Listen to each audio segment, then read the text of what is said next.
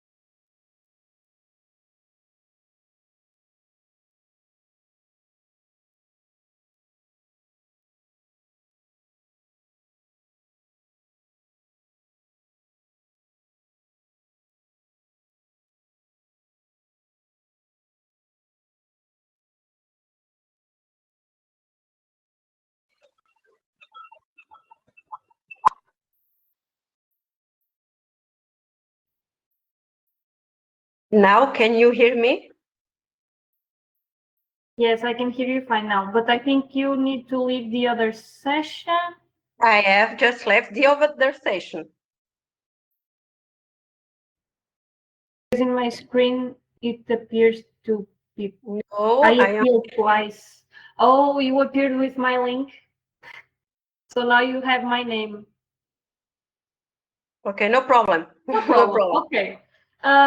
So sorry everyone for this little bump. It happens sometimes when we are doing these kind of things with internet and technologies. So without further ado, hello, my name is Ana. I'm from Casa do Professor in Portugal, and I'll be guiding you through the first moments of today's event. We are delighted that you joined us today for this special webinar organized by United in Biodiversity Erasmus Plus project, which is co-funded by the European Union. Today, July 3rd, we join in global efforts to celebrate the International Plastic-Free Day, which is a crucial occasion to reflect on the role that we all play in reducing plastic use and protect our planet's biodiversity. This webinar is part of a broader initiative, the United in Biodiversity project, which is a transnational effort to foster deeper understanding and appreciation for biodiversity among European students using STEM approaches, that is, integrating science, technology, engineering, arts, mathematics into education. And now I will share my screen so we can all check the website of our project. Just a second here. Share screen. I think you should be seeing my screen now. Yes. So this is the website that we have for our project, United in Biodiversity. And in it, you can find all about it. This project brings together schools, NGOs, universities, educational experts from very different countries: Portugal, Greece, Brazil, Italy, Poland, and Ireland. Everyone is working collaboratively, sorry, this word is very difficult for me, to promote biodiversity awareness and sustainable behavior through innovative interdisciplinary teaching. Here are our project partners. As I said, we have Ireland, we have Portugal, Italy, Greece, Poland, and Brazil, Arteca, Casa do Professor, Campelisi, Lambda 12, a primary school, and Rentas. So in this page, you can go to About, Search, see everything that we have, the objectives, about the project, our outputs, our everything that we do, the latest news, everything is here. So by embedding biodiversity themes into curricula, particularly the STEAM, as I said, we aim to equip young leaders with critical thinking, creativity, and problem-solving skills that empower them to become informed citizens and agents to positive environmental change. This project also addresses the need for more inclusive and engaging environmental education, supports teachers with hands-on resources, training, exchange opportunities, and 25 lesson plans that we've developed with teachers and all of our partners, teacher mobility that we had in Portugal and to other countries, a MOOC, a massive online open course, and international work-based learning experience for students and for teachers. As you can see, we have all the outputs here mentioned. And if you go to the MOOC, you can see everything that we have about the MOOC. You can go to the MOOC, explore it, take it, see everything. Everything is here in our website to be updated along the way. So everything here will be all the news, all the projects, all the outputs, handouts. We are going to make everything accessible to you. As you can see here, we have the webinar for today and the last webinar that we have, and some news that we are going to be updating. So together, we are building a community for educators and of educators committed to integrating biodiversity education in meaningful and lasting ways. not only to raise awareness, but also to inspire action in schools and communities across Europe. Our focus today is a bit different. It's one of the most urgent and visible threats to biodiversity, plastic pollution, particularly marine ecosystems. We'll explore how education can help reverse this trend and start with simple but powerful changes in our habits. Without further ado, I'm going to stop sharing this screen and I'm going to introduce to you our first speaker, which is Isabel from Casa do Professor in Portugal, and she will help us better understand what's really at stake when it comes to plastic waste and our oceans, what we educators can do to turn the tide. So Isabel, I give the floor to you. Okay, so can you hear me now correctly? Okay, so my name is Isabel, and I am the International Projects Manager at the Pedagogical Innovation Center of Casa do Professor in Portugal. Why we had these technical problems at the beginning is because I am not in Portugal. No, I am in Malta for another project, transnational project meeting. So that's why I had to leave one meeting and come here, and the technical issues appeared. So now that you can hear me perfectly, I'm just going to introduce this day, because as you know, we are marking today the International Plastic Bag Free Day. So Anna, you can move on, please.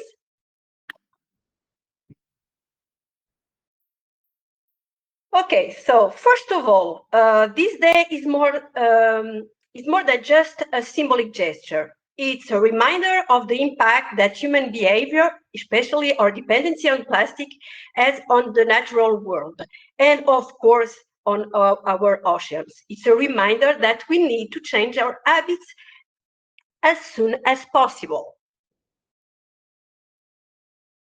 Next one, Anna.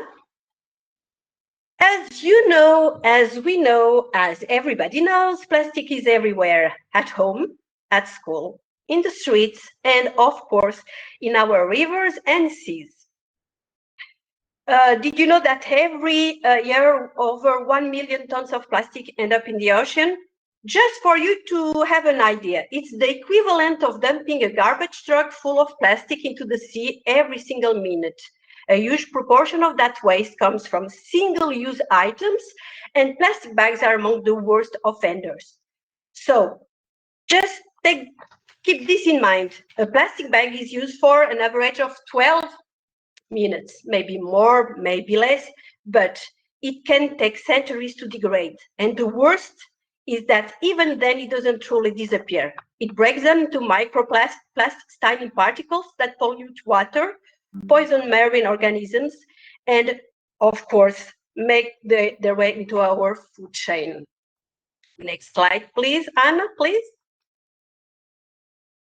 Okay, so, but what happens in the sea? You know it, we know it, and we should do something. So, from sea turtles mistaking bags for jellyfish, to seabirds feeding plastic fragments to their chicks, the consequences are heartbreaking. According to recent estimates, over 100 million marine animals die every year due to the plastic waste. Next one, Anna. And you also know that this is not just about distant wildlife.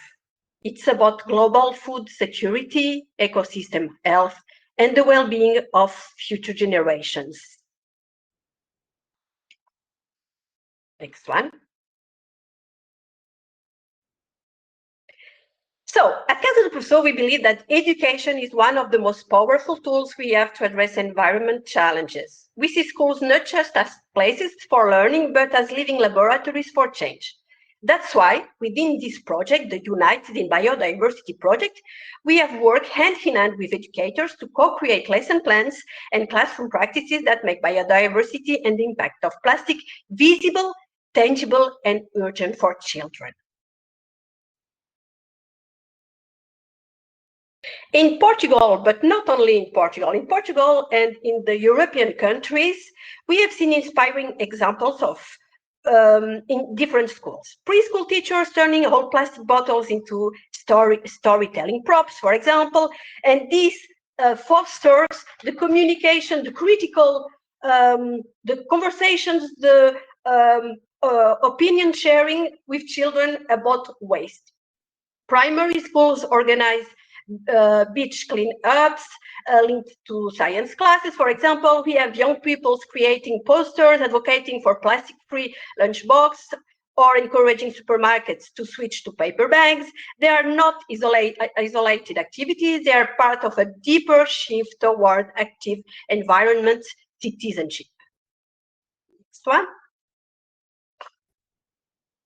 What is important? What is important to remind? What is powerful about these examples is how they connect head, heart, and hands. They build knowledge about marine ecosystems, stir empathy for living beings, and give students the tools and motivation to act. We must also recognize that children are not passive victims of the environmental crisis. They are some of the most passionate and creative advocates for change. They ask hard questions, they challenge habits, they inspire families. They bring what they learn at school into their families, and that is very important because they are the engine to change the children, but also the adults' opinions about this, the importance of this issue. That's how true transformation begins. Next one. But of course, schools cannot do this alone. We are aware of that. Teachers need support, teachers need training, teacher needs materials, flexibility, and the opportunity to share with other educators across borders. That is exactly what United in Biodiversity has aimed to offer, a European platform for collaboration, exchange, and innovation in biodiversity education. We want to support teachers. We want to help teachers to raise awareness, but to start the change in the world. Next one. And the last one. So as we reflect today on the impact of plastic waste, especially on marine ecosystems, let us remember, this is not a fairway issue. It's personal, it's local, it's educational. Whether we are in Portugal, Greece, Italy, Poland, or beyond, we are all connected by the ocean and by our shared responsibility to protect it. Let this webinar be not just a moment of awareness, but a step toward deeper action.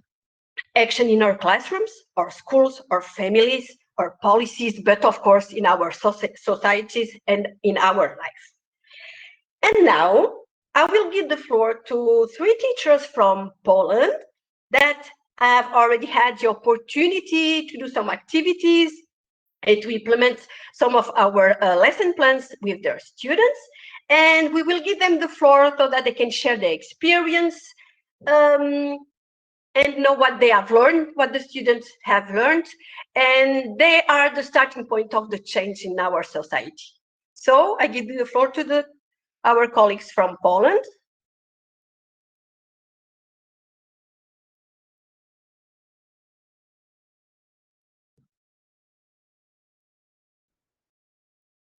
Renata? Just a second, because I have to give permission. I am trying to give everything.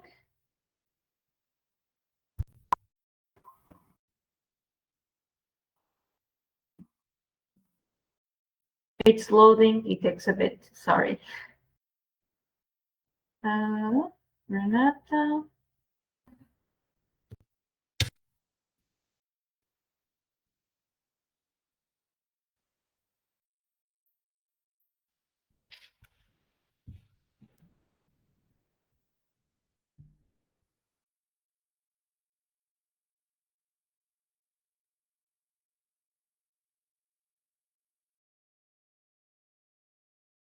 Already gave permission, but she has her microphone off.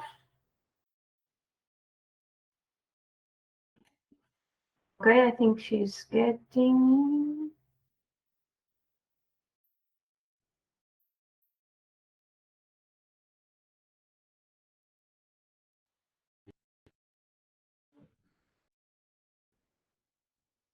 Oh, good afternoon. Can you hear me? But so I'm not a presenter. So the presenter is Aneta, and the rest girls, Milena and Anya. So you should give them the permission. Okay, so I should give permission to Aneta, Milena, and Anya. Yes. Hello, hello. Can you hear me? Yes, we can hear you. Okay, okay. Okay, I think now you are able to present, Aneta. I just gave you permission. Hmm. And I also joined Milena.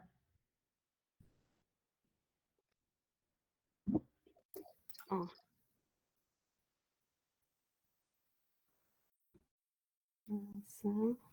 Anetko, słyszysz mnie? Tak, tak. A ty mnie? O. No, obie możemy mówić. Okej, Tylko o czym? So, can I start now? Yes? Yes, yes. If you want to share your screen, I think you already have permission, right? Anetka, jeżeli chcesz, to możesz udostępnić swój ekran. A to Hello. może ja Ty udostępnisz, to ja zacznę. ale ja nie wiem, jak udostępnić ten ekran. Hmm. Anna? So tell us, how can we share our screen? Okay. Because so girls presented their presentation, but so they probably don't know yet. Yes, you're already sharing your presentation. I can see it. I think you just need to click on present. It takes a bit to load. Even when I was talking with Isabel, she would tell me to change slides, but it takes a couple seconds because of the delay. But now, for me at least, the screen is not sharing. Did you start the screen sharing? Because it started, but it closed again. No, we don't have screen Maybe share. maybe I can share. I try, okay? Ale masz taką opcję? Yes. Bo ja nie mam. Okej. Hope we all this presentation. Jest. Widzimy. Okay. Anetko, włącz prezentację, bo masz... Wiesz co, weź na dole takie strzałki, rozwiń na cały ekran. Dobra.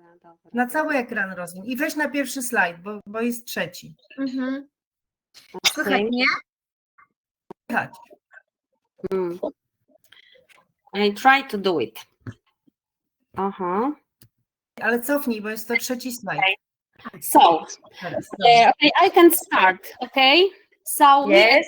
and Anna and Milena, greetings to everyone, of course, from Poland. And today we would like to present you our conclusions and recommendation after conducting 2 selected math scenarios in the which we developed as part of the project. We hope that our conclusions will be useful for you. So I would like to ask Anna, because Anna will talk about first scenario and Milena will talk about second one. Please, Anna. Anetko, zmień na drugi slajd. Okay. Okay.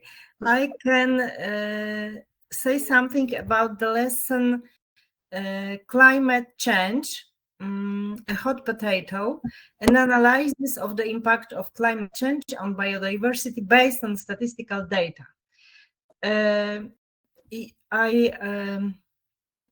Time of the implementation.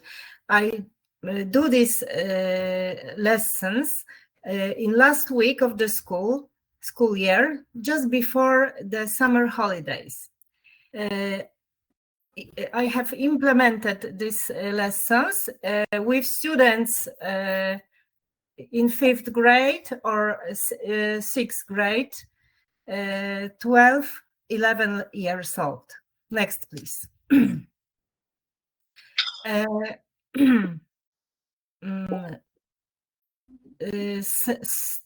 Scenarios. The scenario was intended to be implemented over 3 lessons, and I check it. It should be 3 lessons, but I do this only on 2 lessons, but with different classes, with different students. A scenario is dedicated to older students in grade 7 or 8, but I didn't teach in this year students in 7 or 8th grade. I teach only 5th and 6th grade. So I do these scenarios with these students. I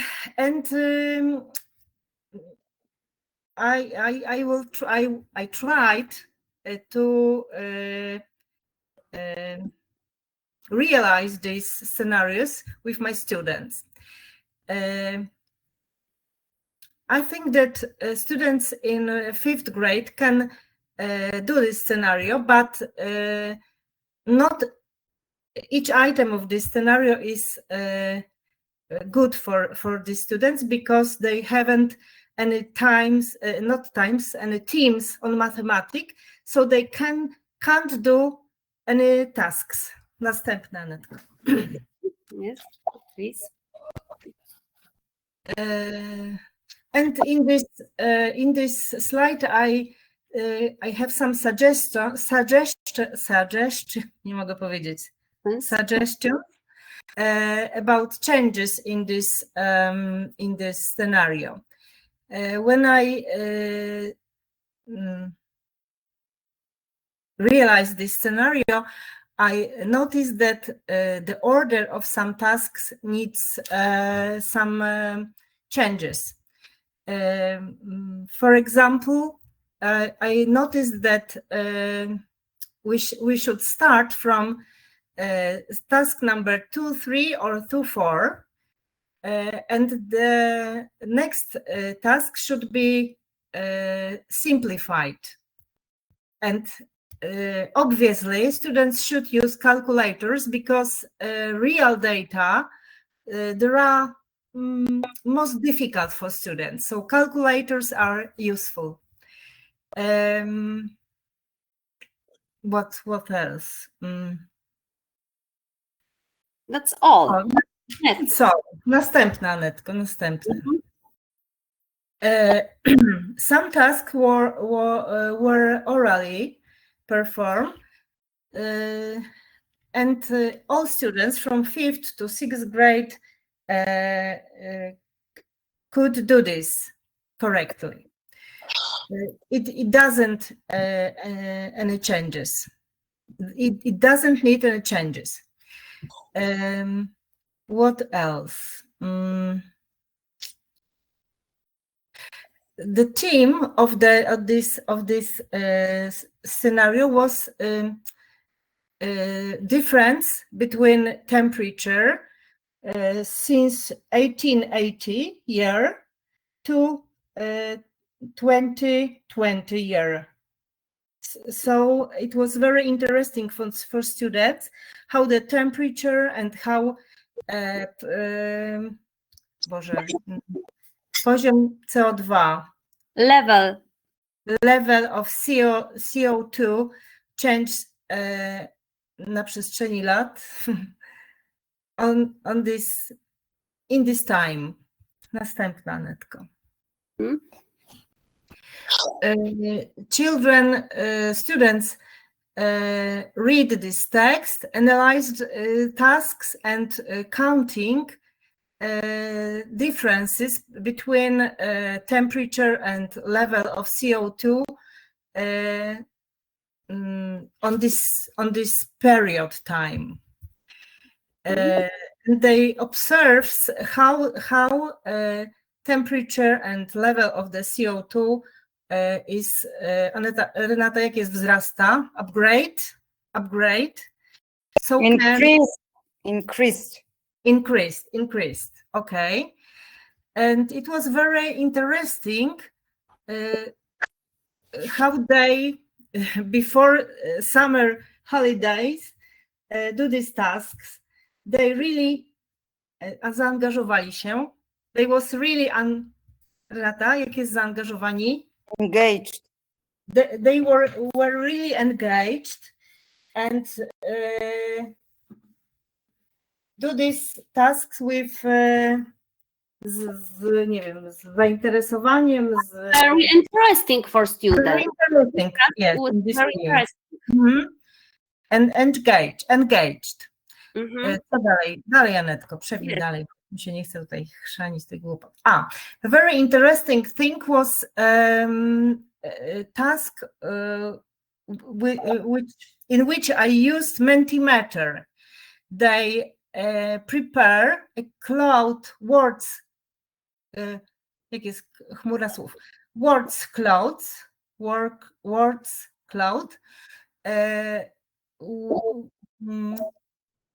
And the question was, what can you do to care of the climate, to stop the changes of the climate? And they have many ideas.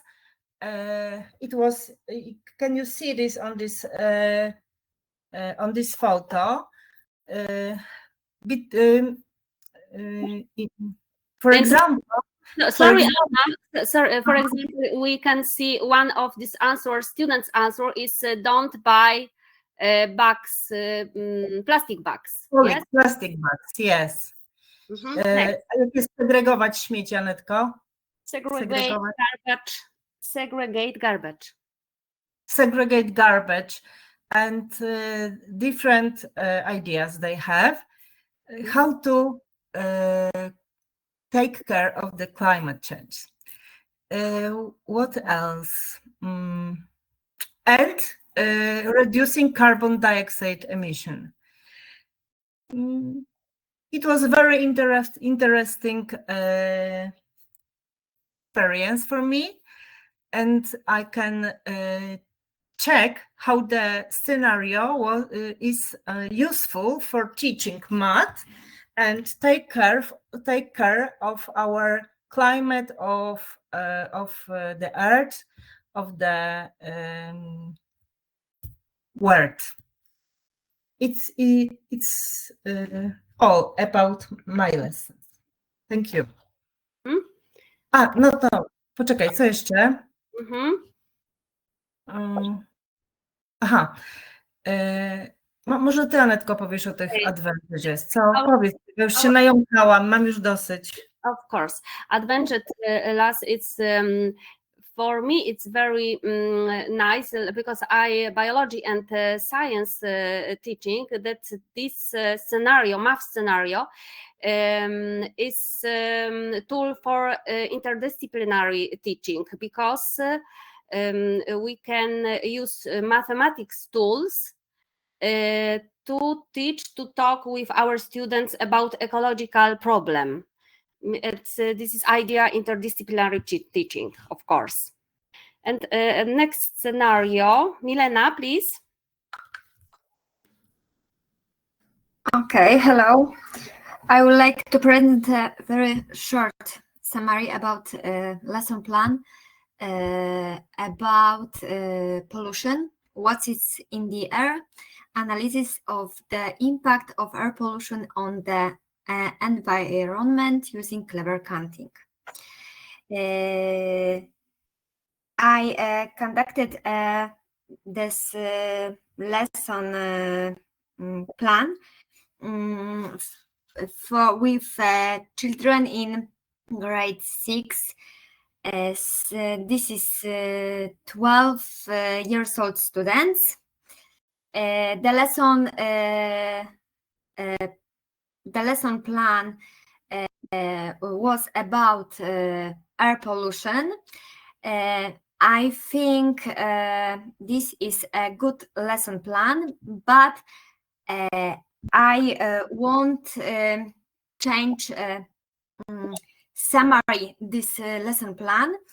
The lesson plan includes units such as micrometers, and I think this contact is for students in 7th grade. So the remaining tasks are at an appropriate level for grade 6. Okay, next, please. The lesson plans lacks a summary of knowledge. It could be in the form of a poster. I made with my students a poster about pollution, and I think this is a good idea to summary this lesson plan. Okay. Okay, Yes, this that's is the. all, Poland. Thank you. Thank you very much. And I would like to say that it's nice to see once again Isabel, because we have great memories from Braga. You hear that. Much. Thank you, Renata. Thank you, Anieta. Thank you, Anya, for the huge work you have provided with your students. And it's very interesting because we can listen in your voices that you are motivated to do that. And that's what we need. We need motivated teachers that will provide change, that will foster a change of attitudes in the students and their families. So thank you very much for your work in all this process and in all this project.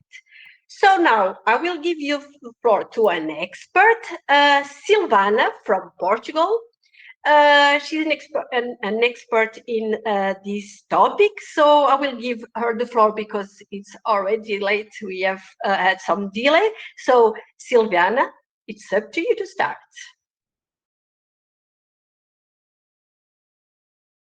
Is connecting to audio. So it will be a couple seconds. I think we can hear. Hello, we can hear Hi, you everyone. perfectly. Yes, I will share my screen. I think you can already share the screen. Yeah.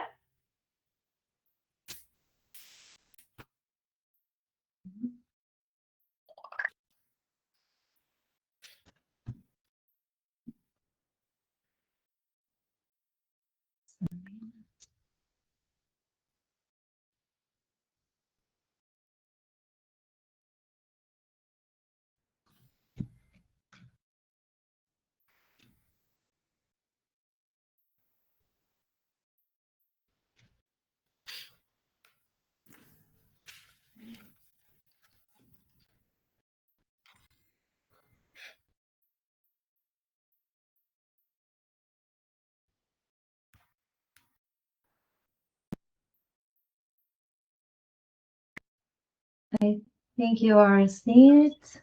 Yes, indeed. Yes, okay. Yeah, we're seeing everything. Yeah. Nice. So the floor is yours. Thank you. I don't mess with words. Hi, everyone. My name is Silvana.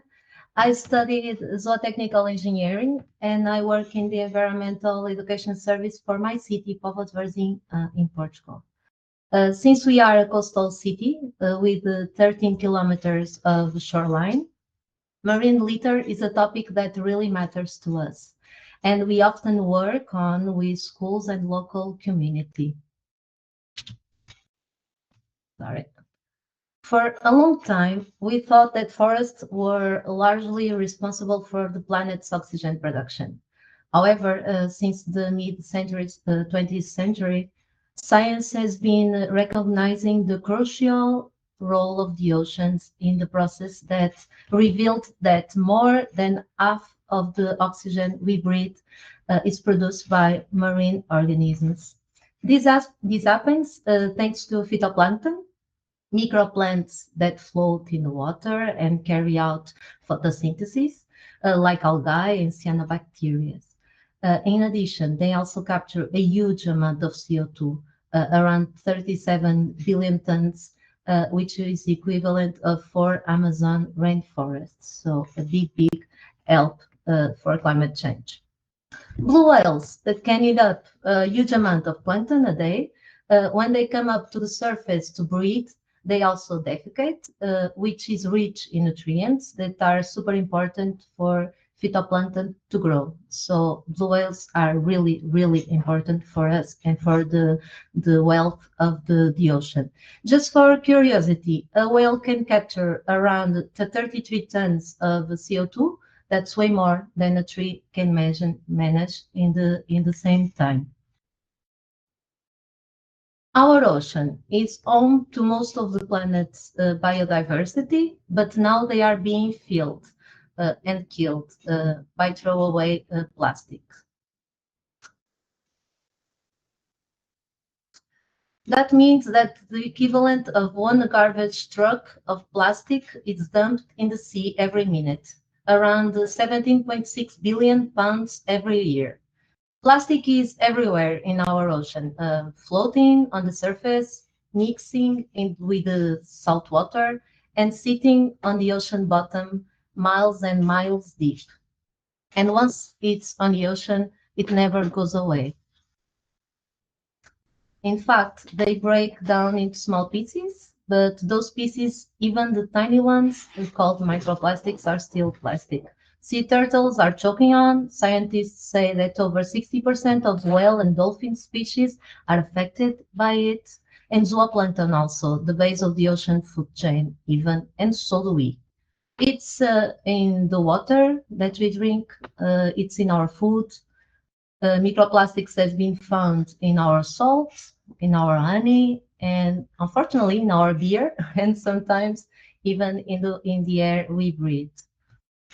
Very unfortunately, companies are choosing to make something that will be used just once for a material that lasts forever. If we don't like what throwaway plastics are doing now, brace yourselves, because we face a tsunami of throwaway plastic in our and the ocean's future.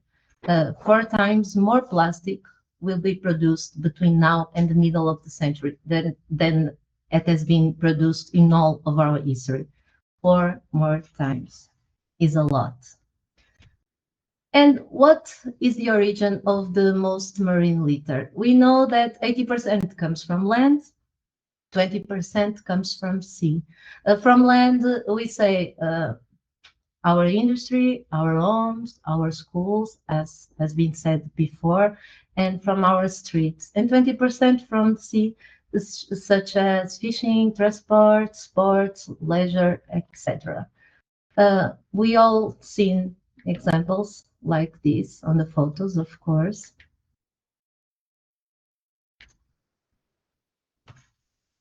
We have so much plastic enter the sea, 13 million tons every year. We have so much plastic, as you know. We have islands of plastic, the bigger one at Pacific, and compared to France, it's 3 times its size. And the vast majority of the trash it's very concerning because enters the ocean. The majority of the trash sinks, so we can only imagine the impact on the bottom. How can we talk about this in schools?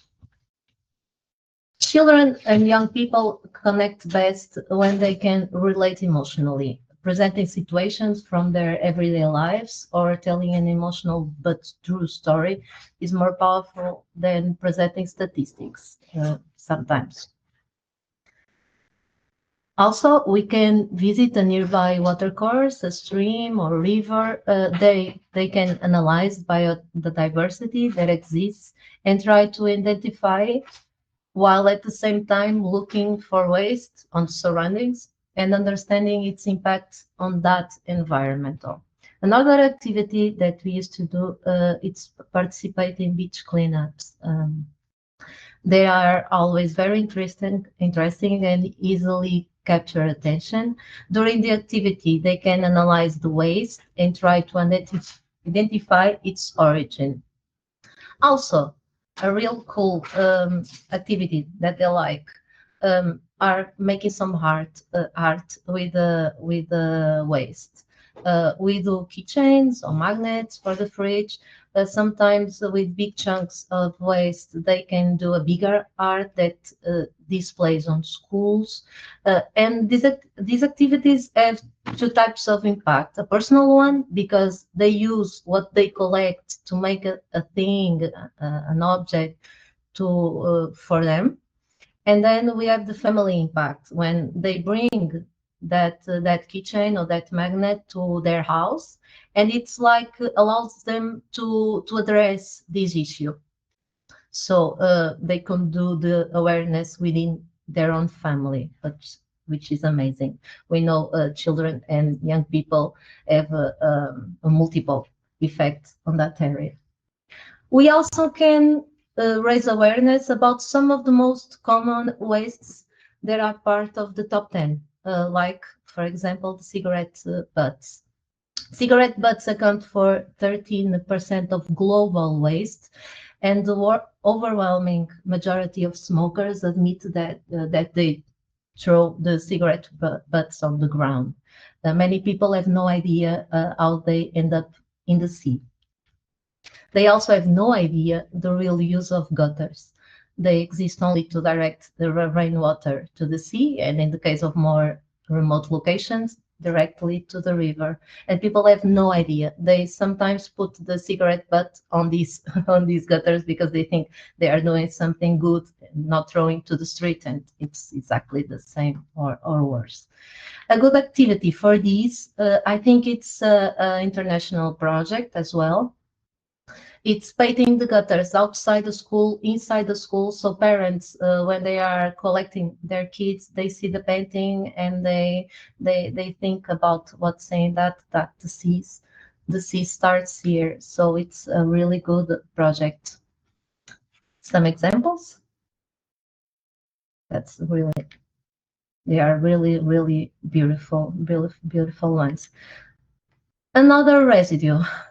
Could be the cotton swabs. In Portugal, they are no longer in plastic, but we know China still produces and still manage to do retail. Unfortunately, it still appears on top 3. There are no common sense, unfortunately, about what cannot be put down the drain, and the importance of not treating the toilet as a trash can, unfortunately. But there are very recent digital supports to work on this awareness that the young people like a lot. When we ask at home if they see the parents put anything of this at the toilet or at the drain on the kitchen, and they say yes. The air is the most common thing that they see, and the baby wipes. But it's amazing because when they go home, they will point fingers to their parents. So it's a really cool topic to address. Then we have the water bottles and the bottle caps. We can have some activities or projects like this. There are key suggestions, but it's very important that the reusable bottle starts at school itself, providing place when they can fill them up, and even water fountains throughout the school. Eventually, schools should prohibit the sale of single-use bottles in their bars, setting an example for students, which I think it would be great. And at last, the plastic bags, so common, are something we unfortunately use frequently, and their durability is very short, almost non-existent for some types, like the fruit bags. Raising awareness among students and even having them make their own bags can be very interesting. The aim of these actions is to ensure that situations like these cease to exist, and that our waste does not cause an animal to become trapped, like we see in these pictures, suffocate, or die of hunger. As individuals, what can we do and advise others? There are many things we can do, as you know, of course, but I will only list 5 of them that are really important. First one, we can refuse. When you go to the supermarket, we can refuse plastic bags or bring our own reusable bag. Even when we are planning a party, not buying nothing in plastic, okay? Even if we could compromise, we are going to recycle.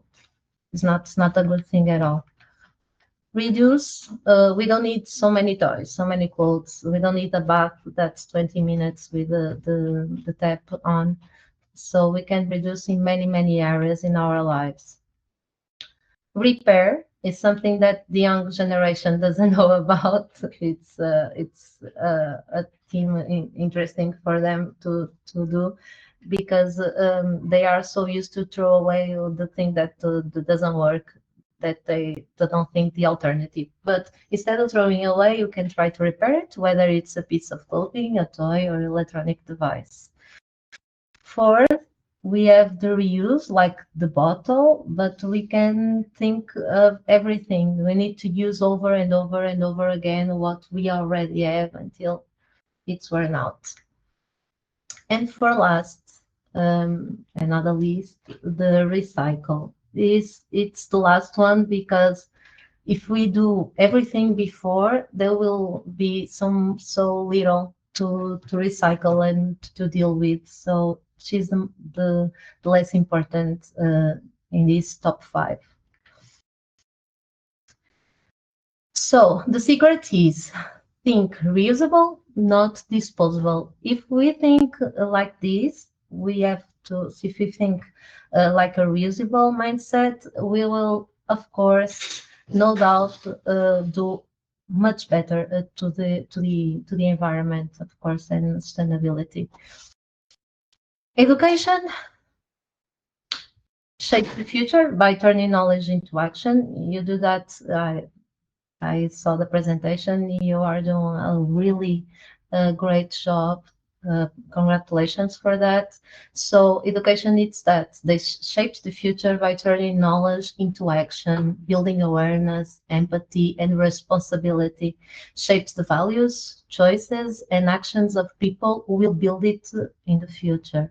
So thank you for that, for all the teachers. And I will end with this phrase that I like it so much. Teachers don't just teach facts, they plant forests of awareness. So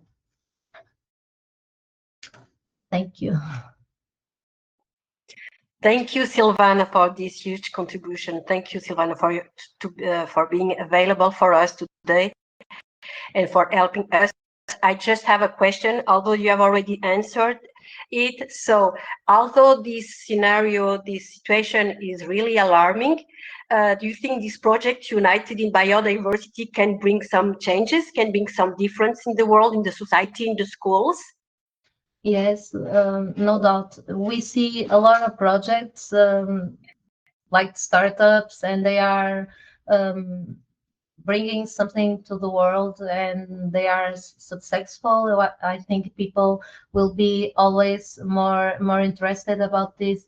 We just cannot shut ourselves, and we need to stop talking and trying. And yeah, it starts at school, no doubt. The teachers have a really important job, no doubt. Thank you very much. That's why we shouldn't give up, and all the teachers should be fighting for this situation to be solved. So, because it's very late, I assume Anna's already shared with you in the chat a very short assessment form just for you to provide your feedback. As you know, it's always important to get some feedback about this webinar. So I will invite you to answer the questions of the forums, and I will once again thank you for your availability, for being here, for being part of the process to change this situation. And as one of my slides were mentioning, it's time to change our habits, and we should not give up, and we should remain hopeful about the future. Once again, thank you very much, and see you another day in another webinar or in other actions related to this topic. Thank you very much. Thank you, everyone. I have the link in the chat. I also have the link to the website. I also put the QR code in the chat if it's easier for you. And I started sharing the screen with the QR code if you just want to point your phone at it. So it's also easier to do. So as Isabel said, thank you everyone for joining. Thank you for everything, especially the ones that were here sharing their experiences today. And I'm just going to stay here like for a minute, so you can use the QR code, and then I'm going to close the session. If you have any questions, feel free to use the chat.